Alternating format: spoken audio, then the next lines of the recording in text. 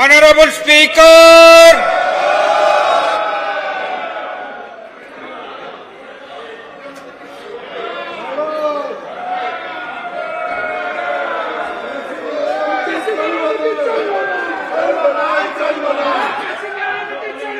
वर्तमान प्रश्नोत्तर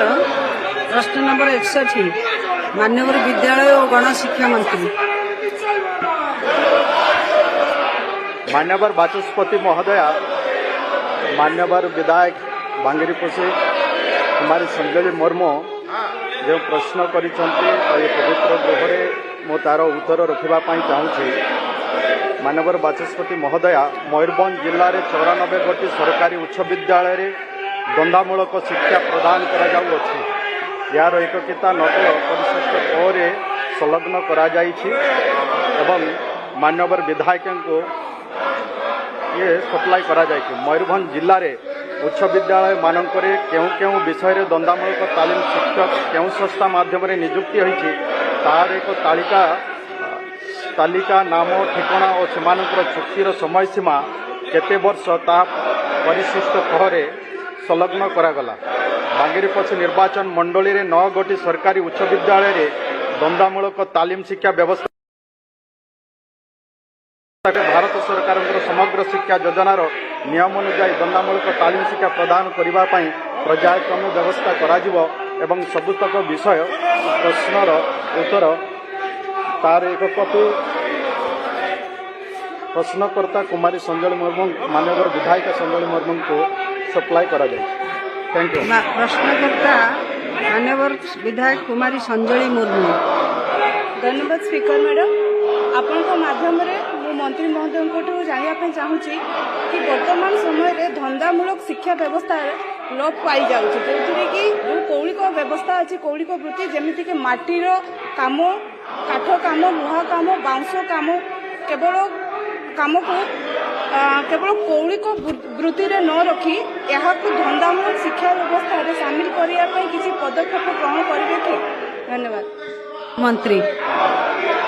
मान्यवर मंत्री। मान्यवर बाचस्पति महोदया, निश्चय आपको विभाग हृदयंगम करिछि एवं स्थानीय अर्थनैतिक प्राथमिकता को आधार करी विभिन्न विषय ट्रेड रे चयन करा जाय थाए एवं विद्यालय उपलब्ध 2टा विषय मध्य जड़े छात्र छात्री तृतीय भाषा विकल्प स्थान गोटे विषय बाछि पारिबे एवं से आमर गोटे जो लोकल इंडस्ट्री हो कौन हस्तशिल्प हो जदि चली से भी छात्र छात्री मानकर एक्सपोजर विद्युतर व्यवस्था भी करा जाइछि। सेमाने सेठी विद्युत करेंगे एवं सेठिकार कौन सब चली से भी से शिक्षा ग्रहण तार स्किल उपरे से तार शिक्षा ग्रहण पाई पारिबे तार भी व्यवस्था हो पारि। Thank you. मान्यवर विधायकगण को मु पुनी निवेदन रखुची मान्यवर विधायकगण को निवेदन रखुची समस्ते निज स्थान को जातु एवं समस्ते प्रश्नोत्तर कार्य संपूर्ण हेबारे सहयोग करंतु। मान्यवर विधायक श्री सनातन बिजुली। मैडम माने स्कूल पाठ्यक्रम रे धंदामूलक शिक्षा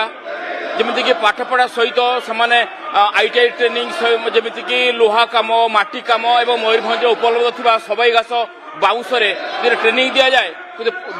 निश्चित भाव सुफल पाइबे एवं आगामी दिन में पाठपढ़ा सरला छात्र छात्री माने चाकरी पर निर्भर न करी दादन खटिया न जाई से जो धंदा शिखि बाउंश माटी कम सबई घासर कम एवं मेकानिकल कम ये सब शिखि से निजर गुजरान मेटे पारे और स्वावलंबी हो पारे जोटा कि आत्मनिर्भर भारत को सहायक हम। मान्यवर मंत्री। मान्यवर बाचस्पति महोदया, मान्यवर विधायक सनातन बिजुली आशय जो प्रश्न कर निश्चय वर्तमान जो जातीय शिक्षा नीति रे द्वंद्वामूलक शिक्षा को गुरुत्व दिया जाइछि एवं से प्रकार आज आमे चलित वर्ष भी आमे 498 वोकेशनल ट्रेनर नियुक्ति देवाई आमर यही एवं राज्य रे प्राय 1550 विद्यालय आज आमे 1550 विद्यालय भोकेशनाल ट्रेनर नियुक्ति दे ये सब विषय केमती पिला माने तांकर दक्षता हासिल करिपारिबे एवं जेतेबेले तांकर विद्यालय पाठपढ़ा समाप्त हब ता परवर्ती समय रे सेमाने निजको निजे कौनसी एक कार्य नियोजित करिपारिबे एवं स्वावलंबी हो पारिबे सेतिपई सरकार संपूर्ण भाव में सचेतन रही गुरुत्व दौरान एवं पीएमसी स्कूल माध्यम भी ये जो कॉन्सेप्ट रही आपको गुरुत्व दिखाई पिला अवधारणा केमती हो पार ये सब विषय पीएमसी उत्सव माध्यम भी ये हूँ परीक्षार समय ये समय रे कौन सी शिक्षक शिक्षयित्री आंदोलन को कौन प्रकार आसवा आवश्यक नहीं सेमानकर जदि कौन प्रकार तांको प्रति जदि कौन अवहेला भावुंट कि कौन जदि दाबी अच्छी से आम मान को दाबी जन पारे आ परवर्ती समय भी से दे पारे किंतु परीक्षा समय जमती परीक्षा रे बाधा सृष्टि हम ये समय रे पिला मानकर भविष्यत को चिंता करी से ये प्रकार कौन प्रकार पदक्षेप नेबा कथा नुह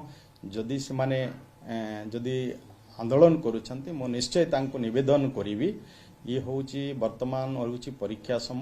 परीक्षा समय रे आमे आम छात्र छात्री माने केमती भल करिवे से माने केमती भल परीक्षा दे पारिबे सेथिरे तांकर कौनसी प्रकार बाधा सृष्टि जमती न हबो सेतिपई समस्ते सहयोग करिवार आवश्यकता रही तेणु निश्चय जदि प्रकृत शिक्षार विकास पाई जो शिक्षक शिक्षयित्री माने चाहूचंती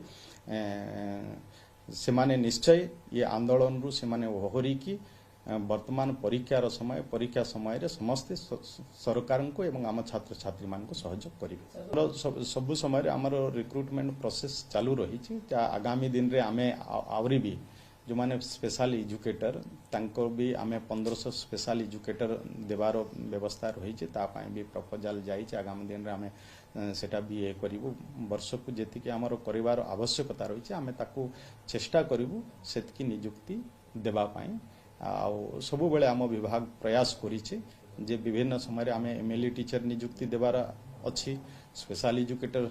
नियुक्ति दबु तेणु आगामी दिन रे आउ भी जहाँ जहाँ देवार आवश्यकता अच्छे आम परवर्ती समय रे वर्ष को जो 15,000 पाखापाखि जो देवार निष्पत्ति निया जाइछि आमे सही अनुसार वर्ष को सेतके नियुक्ति देवार पाई व्यवस्था करिया आसंता काली ठारू